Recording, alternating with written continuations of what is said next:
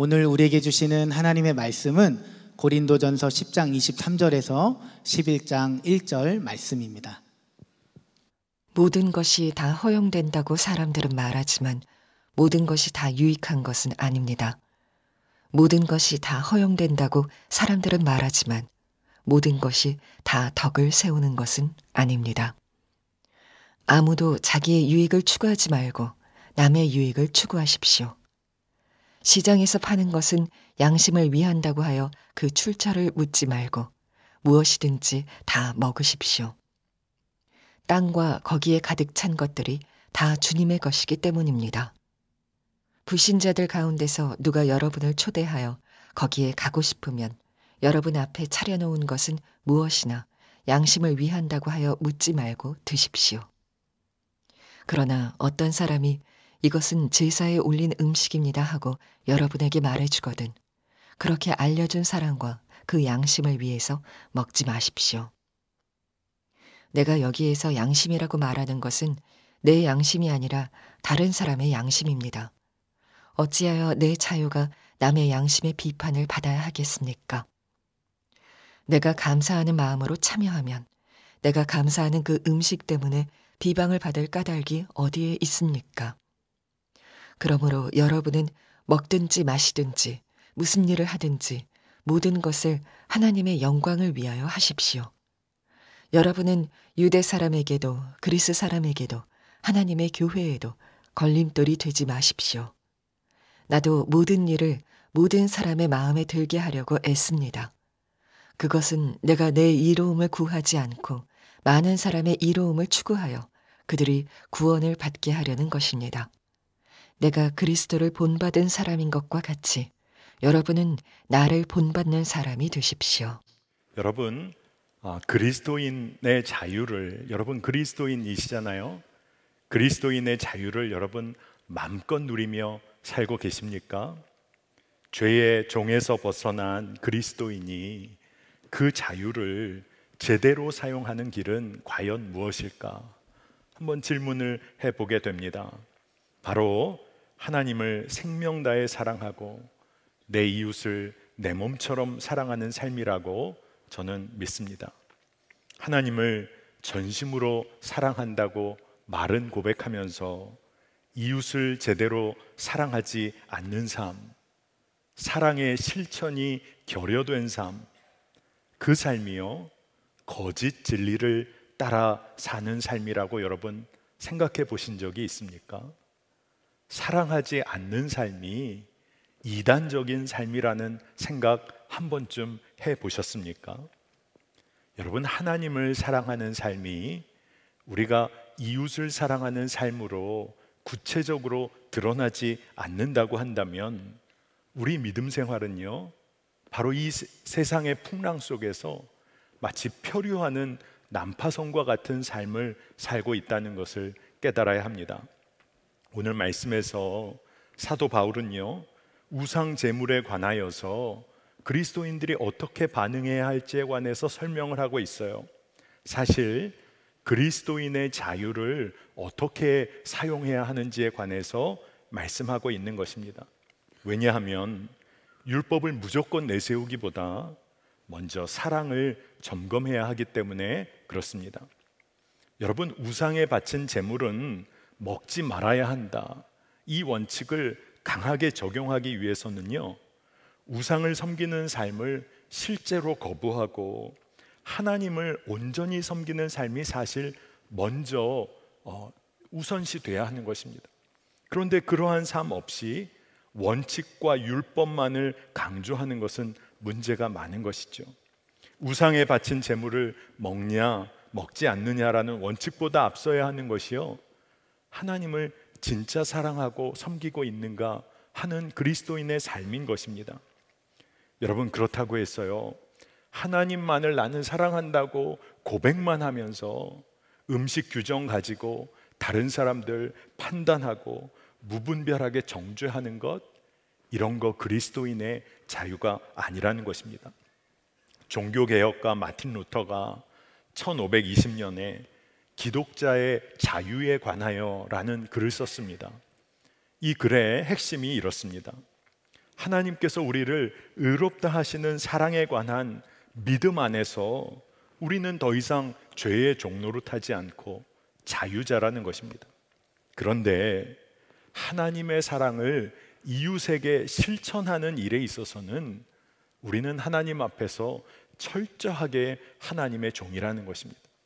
여러분, 이것을 잘 기억해야 합니다.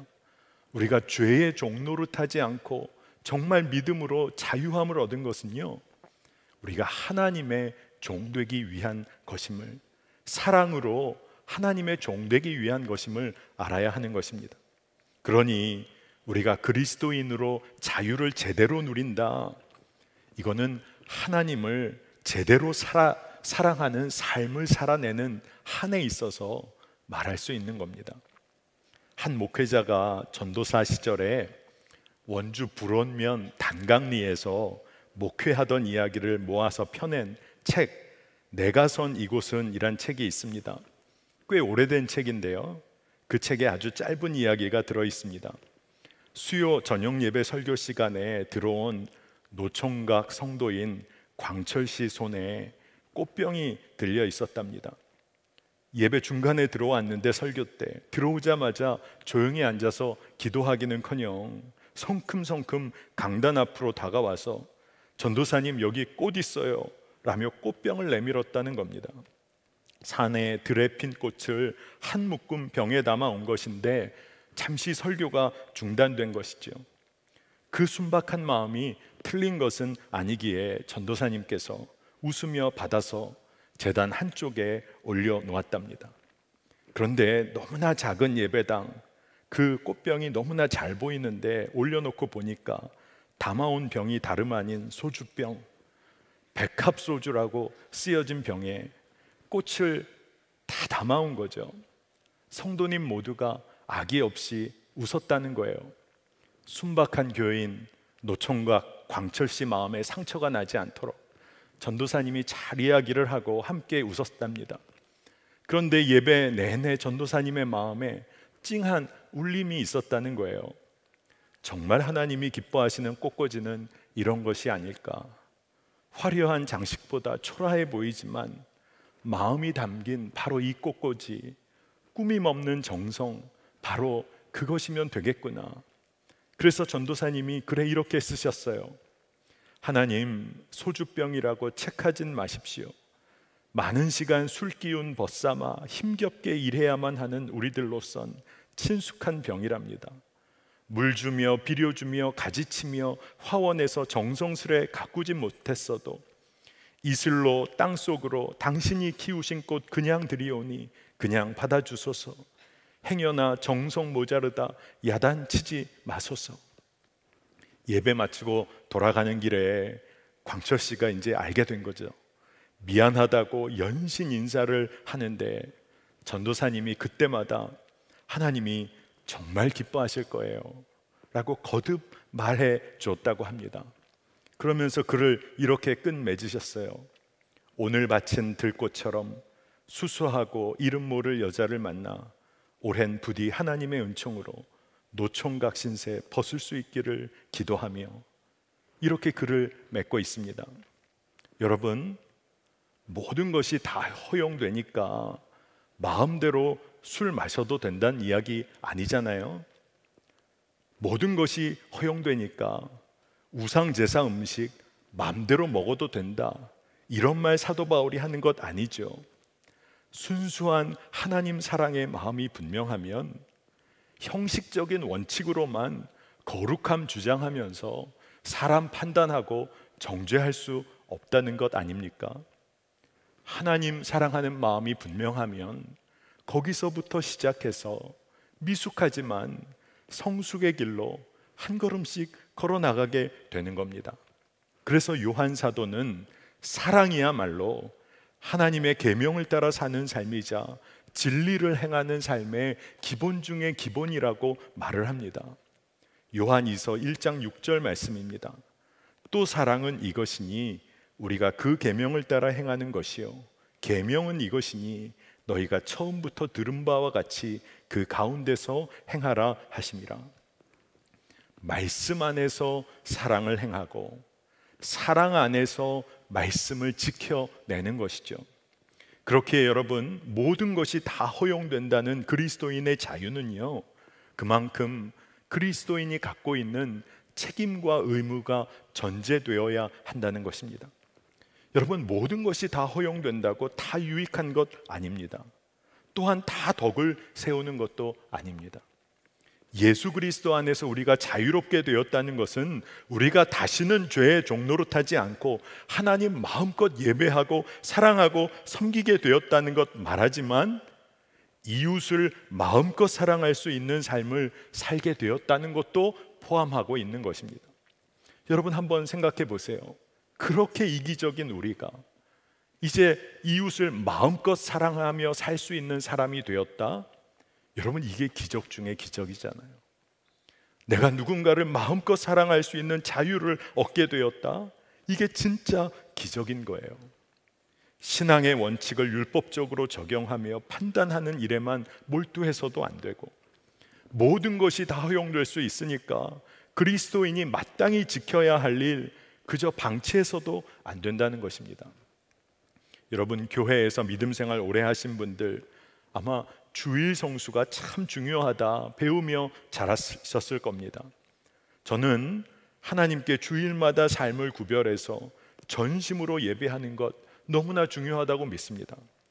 그런데 목회를 하다 보니까 진짜 하루 벌어서 하루를 겨우 살아가는 교우의 삶이 있더라고요. 그런 교우분이 주일에 일을 할 수밖에 없어서 교회에 나오지 못한다고 해 보십시다. 누가 그분에게 주일 성수를 못했다고 비난할 수 있겠습니까? 그분에게는 하나님을 사랑함으로 일터에서 신실하게 일하며 섬기는 것도 그분에게는 예배가 될 수 있는 것이죠. 그러니 우리가 해야 할 것은 주일 성수 못했다 판단할 일이 아니라, 그분이 직장이 안정되어서 마음껏 주일 예배로 나와서 공동체의 기쁨을 함께 누릴 수 있도록 중보해야 하는 것이죠. 여러분, 이곳에 우리가 주일 예배 드리기 위해 모여 있습니다. 하지만 우리도 신령과 진정으로 예배하고 있지 못하다면 우리가 주일 성수 제대로 못하고 있는 것 아니겠습니까? 원칙만 고집하다가 그렇게 살다가는 여러 사람들의 삶에 세세한 이야기, 말 못한 이야기들을 살필 수가 없지요. 품어낼 수가 없지요. 그래서 맹목적인 그리스도인의 삶을 살게 됩니다. 그렇다고 해서요, 모든 것 허용되니까 이것도 저것도 다 좋다, 이런 신앙생활은 공허하고 그리스도인의 정체성을 놓치게 되는 것입니다. 그렇다면 그리스도인의 삶, 더 정확히 믿음의 공동체로서의 교회의 삶은 어떠해야 할까요? 그리스도인은 그리스도인의 자유를 어떻게 사용해야 하겠습니까? 오늘 사도 바울이 그 기준에 관하여 말해줍니다. 첫째, 다른 이의 삶을 깊이 생각해야 한다는 것입니다. 24절 말씀을 보겠습니다. 아무도 자기의 유익을 추구하지 말고 남의 유익을 추구하십시오. 여러분, 하나님을 사랑하는 자라면 또한 그는 자기 이익보다 다른 사람의 이익에 마음을 써야 하는 것입니다. 여러분, 성도가 성도의 삶을 제대로 살아가고 있는지 점검하는 기준이 하나가 있는데, 다른 사람의 유익을 내가 추구하고 있는지를 보면 알게 됩니다. 여러분, 신앙의 원칙과 기준을 제시한다고 하면서도요, 어떤 때는 내가 옳다고 주장하고 있는 것을 믿고 신앙생활 할 때가 있어요. 그러니 예수님을 잘 믿는 게 아니라 자신이 옳다고 하는 것을 믿고 신앙생활하는 겁니다. 이게 얼마나 무서운 일입니까? 자신이 주장하고 있는 그런 어떤 신앙의 기준과 원칙이 있다, 그것이 정말 귀한 것이라고 하면 판단하기에 앞서서 자기의 삶에서 살아내야 하는 것이죠. 고린도 교인들에게는 우상 숭배의 제물과 관련해서 음식 규정이 꼭 필요했습니다. 그래서 그것에 관하여 건강하게 신앙적으로 이해하고 살아가야 할 필요가 있었던 것 맞습니다. 그런데 우리가 기억해야 합니다. 이 모든 것은요, 하나님을 깊이 사랑하고 이웃을 내 몸과 같이 사랑하기 위해서 세워진 원칙이라는 것을 기억해야 하는 것입니다. 두 번째로 그리스도인의 자유를 사용하는 기준이 있습니다. 여러분, 불신자들의 관계에서요, 그들의 믿음의 연약함을 품어주기 위해서 그리스도인의 자유를 사용해야 합니다. 그들의 믿음이 굳게 설 수 있도록 돕기 위하여 자유를 사용해야 하는 것입니다. 고린도 지역에서요, 불신자들이 초대하여서 음식을 베풀어서 대접한다고 하면 그 음식이 우상 숭배에 쓰인 음식인지 묻지 않고 그 음식을 감사함으로 받는 일도 유익하다는 거예요. 사랑으로 베풀어 준 일인데 그거를 규정 따라 판단하는 것, 이거 옳지 않다는 겁니다. 불신자의 사랑의 마음을 귀히 여겨야 하기 때문에 그렇습니다.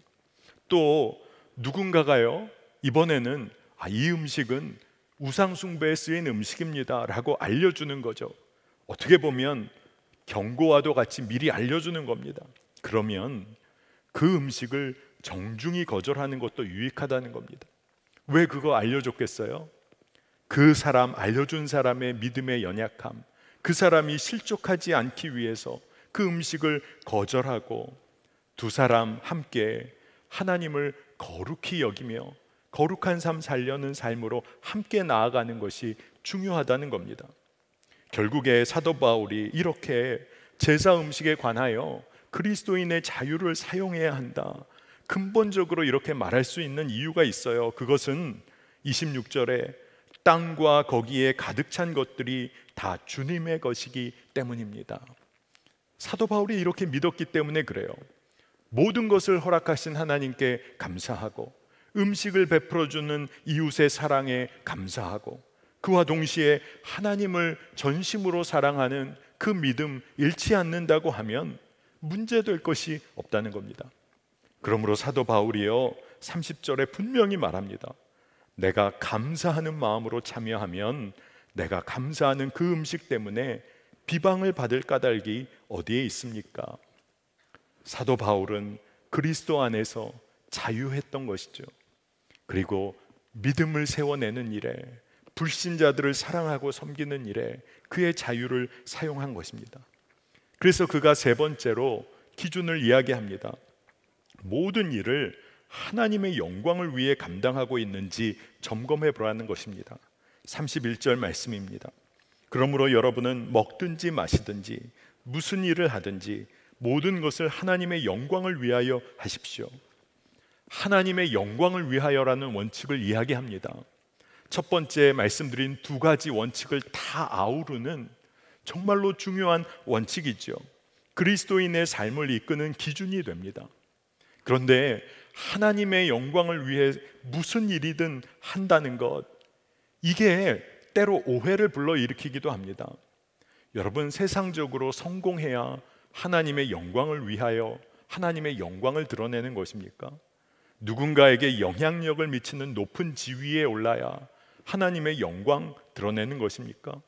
소위 명문학교, 엘리트 코스, 좋은 직장에 들어가야만 하나님의 영광 드러내는 것입니까? 결코 아니지요. 그래서 사도 바울은 로마서에 하나님의 영광에 관해 이야기할 때 제일 먼저 고난에 관해 이야기합니다. 로마서 8장 17절에서 18절 말씀입니다. 자녀이면 상속자이기도 합니다. 우리가 그리스도와 함께 영광을 받으려고 그와 함께 고난을 받으면 우리는 하나님이 정하신 상속자요 그리스도와 더불어 공동 상속자입니다. 현재 우리가 겪는 고난은 장차 우리에게 나타날 영광에 견주면 아무것도 아니라고 나는 생각합니다. 여러분, 우리가요 그리스도 예수 안에서 하나님의 공동 상속자입니다. 그러므로 여러분 상속을 많이 받으셨어요. 예수의 고난을 상속 받으셨어요. 그리고 지금의 고난은 장차 다가올 하나님의 영광에 비할 바가 못 됩니다. 여러분, 그러니까 잘 생각해 보아야 합니다. 하나님께 영광 돌리는 삶은요 이웃을 위하여서, 불신자들을 위하여 겪는 성도의 고난이 없이는 설명될 수 없는 것입니다. 여러분, 하나님의 영광에 관하여 말하려고 한다면 정말로 이웃을 위한, 정말로 우리가 겪는 고난, 그 고난이 전제되어야 합니다. 그러므로 성도의 삶, 교회의 삶을 점검하는 기준은요, 하나님의 사랑을 살아내기 위해서 나는 지금 이곳에서 고난도 넉넉히 감당하고 있는가 질문해 봐야 합니다. 여러분 한번 마음속으로 질문해 보세요. 여러분은 하나님을 사랑하기 때문에 어떤 형편과 처지에 놓여도 아무 문제가 되지 않습니까? 고난은 피해가고 높고 영화로운 자리는 즐겨하는 소위 성공이라는 믿음을 쫓는 삶이 우리 한국교회의 걸림돌이 되어 왔습니다. 여러분, 하나님의 영광을 위하는 삶이라고 하면서 얼마나 우리 자신의 영광을 추구하며 살아왔습니까? 바로 이게 성도의 삶에, 교회의 걸림돌이 되어 온 것이죠. 그래서 이에 관해서 오늘 사도 바울은 분명하게 이야기합니다. 여러분은 유대 사람에게도 그리스 사람에게도 하나님의 교회에도 걸림돌이 되지 마십시오. 나도 모든 일을 모든 사람의 마음에 들게 하려고 애씁니다. 그것은 내가 내 이로움을 구하지 않고 많은 사람의 이로움을 추구하여 그들이 구원을 받게 하려는 것입니다. 그런데 저는 사도 바울의 이 걸림돌이 되지 말라는 이 말씀이 제 마음속에는 이렇게 읽혀지더라고요. 여러분 한번 잘 들어보세요. 유대 사람을 위해서도 고난받기를 기꺼이 하십시오. 그리스 사람을 위해서도, 하나님의 교회를 위해서도 기꺼이 고난을 받으십시오. 하나님의 사랑을 증거하는 일이라면 고난을 받으십시오. 그래서 그들 모두가 하나님의 사랑을 경험하며 구원의 증거를 얻게 하십시오. 여러분, 우리가 믿음 생활에 사람 마음 맞추려고 아무 원칙 없이 이랬다 저랬다 해서는 안 될 것입니다. 신앙의 원칙을 따라 가야 할 길을 걸어가야 하는 것이죠.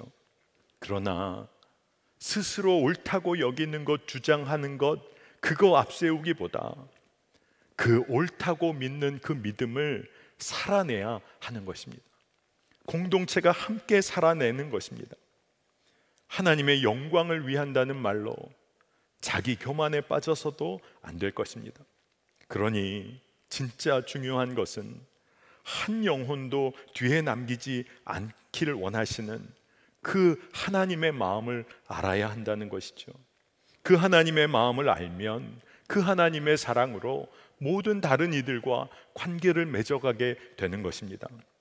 사도 바울이요, 믿음의 여정에서 성도들이 무엇을 근심하고 마음 아파해야 하는지를 분명히 말을 합니다. 뭐라고 표현하냐 하면 하나님의 뜻대로 근심하라는 거예요. 근심하려거든 하나님의 뜻대로 근심하라는 것입니다. 고린도후서 7장 10절에 하나님의 뜻에 맞게 마음 아파하는 것은 회개를 하게 하여 구원에 이르게 함으로 후회할 것이 없습니다. 그러나 세상 일로 마음 아파하는 것은 죽음에 이르게 합니다. 개역 성경에는 하나님의 뜻에 맞게 마음 아파한다는 것을 하나님의 뜻대로 근심하는 것이라고 표현했어요. 그러니 우리가 진짜 근심하고 마음 아파해야 하는 것이 뭡니까? 모든 사람이 회개하여 하나님의 자녀로 구원받는 일과 관련된 일, 그 일 때문에 마음 아파하고 근심해야 한다는 것입니다. 그러면 여러분, 오늘 본문처럼 우상 제물에 관해 여러 질문들이 있다고 하십시다. 고민해야 할 일이 있다고 하십시다. 그렇다면 그 고민은요, 모든 사람이 회개하고 구원에 이르는 것과 연관되어야 한다는 것입니다. 여러분께서 우리 주변의 사람들 구원의 길에 참여하지 못하고 있기 때문에 여러분 마음 아파하고 계시다면 여러분 잘 가고 계신 거예요. 그리고 하나님의 사랑을 전하는 일로 인하여 여러분 삶에서 너무 기쁨이 넘친다, 제대로 가고 있는 것입니다. 저는 젊은이 교회를 담당하는 목사인데 오늘 주일 젊은이 교회 예배에서는요, 복음이 흘러넘치다라는 주제로 새생명 전도 축제를 합니다. 코로나19 상황이라 처음에는요, 전도 축제, 전도 어렵다고 생각했어요. 그런데 청년들과 함께 기도하면서 청년들의 마음에, 그리고 사역자들의 마음에 동일하게 든 마음이 있습니다. 그래, 누굴 만나서 전도하기는 어렵지만 가족들은 매일 만나잖아. 구원받지 못한 우리 가족들 중에 그런 가족들이 있다면 매일 만나는 가족은 전도할 수 있잖아. 코로나19랑 상관없잖아. 일터에서 매일 만나는 직장 동료, 직장에는 매일 가서 함께 인사도 하고 잠깐 대화도 하잖아. 직장 동료에게는 전도할 기회가 있잖아. 요즘 코로나19로 만나기는 어렵지만 그래도 친구들에게는 그래도 잠깐이라도 얼굴 볼 기회는 있을 수 있잖아. 그렇게 마음을 고쳐 먹으니까요, 새생명 전도 축제에 가장 가까운 이들의 구원을 놓고 기도해야겠다는 마음이 생겼어요. 그래서 기도를 쌓아왔습니다. 그러고 정말 자주 만나서 어떻게 복음 전할 수 없으니까요, 진짜 삶이 복음의 메시지가 되면 되겠구나 하고 청년들과 기도해 왔습니다. 오늘 오후에 마음이 열려서 교회에 오실 수 있는 분들은 초청을 했어요. 사회적으로 거리를 두고 감사의 마음을 전하고 예배 드리려고 합니다. 코로나19로 인한 염려와 두려움이 있으신 분들 오기 어렵잖아요. 전도하는 청년들과 함께 온라인 예배 인증샷을 나누기로 했습니다. 여러분 기도해 주세요. 이를 위해서 그저께 금요성령 집회 때 젊은이 교회 또래를 대표하는 리더 우리 자매 한 명이 기도 선포를 했어요. 청년 자매가 우리 안에 복음이 흘러 넘쳐 한 생명이 구원되기를 간절히 기도 선포하다가 기도하며 왔던 청년이에요. 눈물이 쏟아져서 기도 선포가 막혔어요. 겨우겨우 우는 목소리로 기도 선포를 마쳤습니다. 그리고 기도를 성도님들과 함께 하는데 이곳에서 기도가 그렇게 뜨겁게 일어나더라고요. 저도 함께 기도하는데 너무 마음이 간절해서 제 마음도 울컥했어요. 그런데 알게 된 게, 그래, 이 마음이 주님의 마음이지. 한 영혼을 향해 아파하고 간절한 마음으로 애통해야 하는 바로 이 마음이 주님의 마음이지. 그게 깨달아지더라고요. 여러분, 누군가를 위해서 마음 아파하고 쉽지 않은 일 누군가를 위해 감내하고 사랑으로 섬기고 있다면요, 여러분 성도가 가야 할 길 제대로 가고 있다고 믿습니다. 누군가를 용납하고 받아들이고 있다면 진짜 잘하고 계신 거예요. 로마서 15장 7절에 그러므로 그리스도께서 하나님의 영광을 드러내시려고 여러분을 받아들이신 것과 같이 여러분도 서로 받아들이십시오. 예수님께서 우리를 받아주셨어요. 근데 그것이 하나님의 영광을 드러내는 일이 되었습니다. 여러분 서로 용납하고 섬기고 받아들여 보세요. 여러분, 그리스도인의 자유는요, 우리의 이웃을 사랑하기 위해서 행사되어야 해요. 그리고 먼저 기꺼이 그들을 위해 고난에 참여함으로 우리가 그리스도인의 자유를 사용함이 확증되는 것입니다. 여러분, 누군가를 주님의 마음으로 사랑하고 기꺼이 그의 짐을 짊어져 주는 삶, 그런데 그것 때문에 그 사람이 하나님의 사랑을 깨닫고 하나님의 자녀로 살게 되어 구원받게 되었다, 이것이야말로 하나님의 영광을 드러내는 삶 아닐까요? 이것이야말로 그리스도인이 마음껏 누려야 할 자유가 아닐까요? 여러분, 이 자유를 마음껏 누리시기를 축복합니다. 여러분 부담되실지 모르겠는데 여러분 누군가의 짐을 마음껏 져주는 자유를 누리시기를 축복합니다. 우리가 모든 일을 하나님의 영광을 위하여 하여야 한다, 이 말의 의미가 이런 거예요. 그래서 사도 바울은 고린도 교인들에게 너무나 담대한 말을 선포합니다. 오늘 11장 1절까지 우리가 읽었는데 그 1절 말씀, 내가 그리스도를 본받는 사람인 것과 같이 여러분은 나를 본받는 사람이 되십시오. 자신의 삶을요, 사도 바울은 고린도 교인에게 살아있는 증거로 제시하고 있습니다. 어떻게 그렇게 자신 있게 나를 본받으라고 말할 수 있었을까?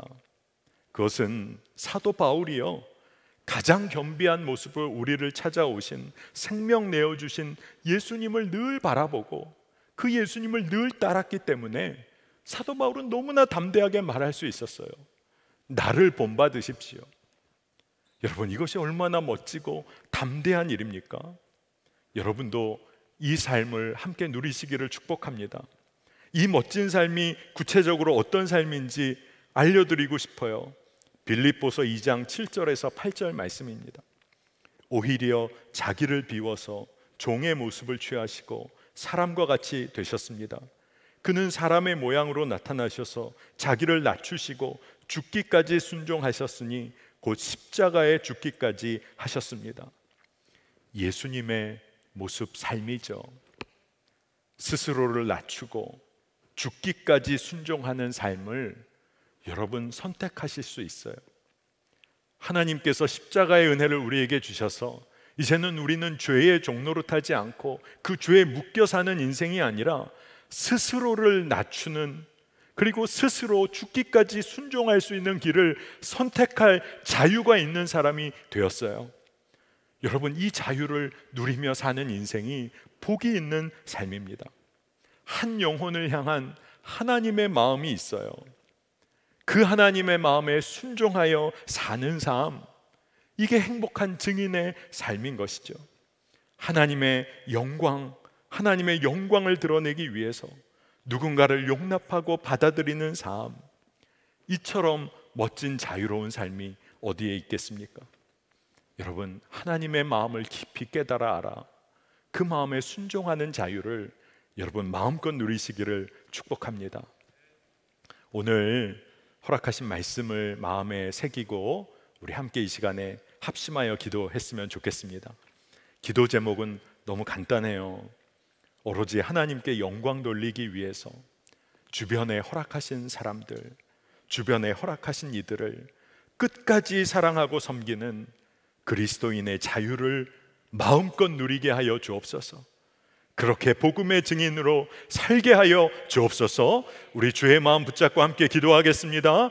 오 하나님 감사합니다. 주님 바라보게 하여 주시고 주님만 의지하게 하여 주시니 감사합니다. 주님께서 오로지 주님으로 인하여 기뻐하고 감사할 수 있는 자로 저희들을 삼아주시니 감사합니다. 하나님께 영광 돌리기 위하여 주변에 허락하신 이들을 위하여 끝까지 사랑하는 삶 살게 하여 주시기를 원합니다. 그리스도인의 자유를 우리가 사용할 때 하나님, 우리가 스스로를 낮추고 죽기까지 순종하며 주여 사는 삶 살기를 원합니다. 그렇게 복음의 증인으로 살게 하여 주소서. 정말로 주님만을 의지하는 자 되게 하여 주시기를 원합니다. 주님만 바라보게 하여 주소서. 주님만 의지하게 하여 주소서. 하나님, 우리가 죄의 종노릇하는 인생 되지 않게 하시고 그리스도인의 자유를 누리는 자 되게 하셨는데 하나님의 사랑을 온전히 증거하고 한 영혼을 품어내는 그 일에 우리가 쓰임받게 하여 주옵소서. 오 하나님 감사합니다. 주여 인도하여 주옵소서. 하나님 은혜를 감사드립니다. 오늘 주일 주의 날 우리가 마음껏 하나님을 예배하며 하나님께 영광 돌리게 하시니 감사합니다. 모든 일을 할 때 우리가 오로지 하나님께 영광 돌리기를 원하는데 한 영혼을 향한 하나님 아버지의 마음 놓치지 않고 주변에 허락하신 이들을 끝까지 사랑하고 섬기는 그리스도인의 자유를 마음껏 사용하는 자 되게 하여 주옵소서. 원칙과 율법에 얽매여서 누군가를 판단하고 정죄하는 신앙의 삶이 아니라 세워내고 끝까지 보듬어주고 용납하는 삶을 살게 하셔서 복음의 증인된 삶을 살게 하소서. 하나님, 특별히 코로나 상황 가운데 어려운 상황입니다. 하지만 어려운 때이지만 은혜의 때임을 믿습니다. 믿는 자들이 교회가 이 사회의 어려운 이들을 정말로 제대로 섬길 수 있는 믿음의 자유를 사용케 하시고 온전히 있어야 할 곳, 기도해야 할 곳, 주의 손과 발이 되어 섬겨야 할 곳을 놓치지 않게 하여 주옵소서. 주여, 열방에 있는 선교사님들 또한 만만치 않은 상황 가운데 놓여 있는 소식을 듣습니다.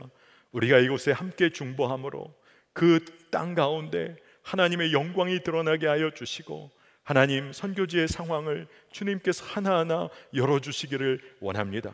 선교사님의 사역에 필요한 것을 채우시고 하나님의 나라의 영광을 드러내 주시옵소서. 특별히 주여, 남과 북의 관계가 너무나 어려운 상황으로 빠져가는 모습이 우리의 눈에 들어옵니다. 하나님, 하지만 평화의 왕으로 이 땅에 오신 주님, 남과 북, 주님 주께서 통치하여 주소서. 적대가 떠나가게 하여 주시고 온전히 사랑하고 섬기는 복음의 능력이 드러나게 하여 주시고, 주여, 정부 각처에 믿음이 있는 지도자들이 분명히 있을 터인데 그들이 하나님께 순종함으로 주의 영광을 드러내게 하여 주시옵소서. 하나님, 우리가 정말로 간절하고 주를 사랑하는 마음으로 구별하여 예물을 올려드립니다. 하나님, 이 예물을 주님 기뻐 받으시고 하나님 나라를 위하여 사용하여 주시고 우리 성도들의 삶이 평생 주의 손에 붙들려 사는 축복이 있게 하여 주옵소서. 저희들은 연약하지만 저희를 통하여 일하기 원하시는 하나님의 마음을 놓치지 않기를 원하고 우리가 그 자유를 마음껏 누리는 자 되기를 원하오니 오늘 예배 가운데 나온 모든 성도님들 위해 은혜와 위로와 평강으로 덧입혀 주옵소서. 모든 것 주께 맡기며 예수님의 이름으로 간절히 기도합니다. 아멘. 우리 시간 다 같이 일어나셔서 아버지 당신의 마음이 있는 곳에 우리 하나님의 마음을 붙잡고 하나님께 영광 돌리며 찬양하겠습니다.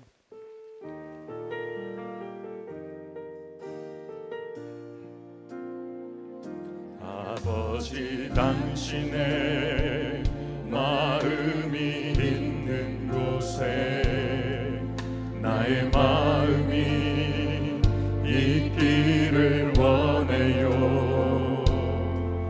아버지 당신의 눈물이 고인 곳에 나의 눈물이 고이길 원해요.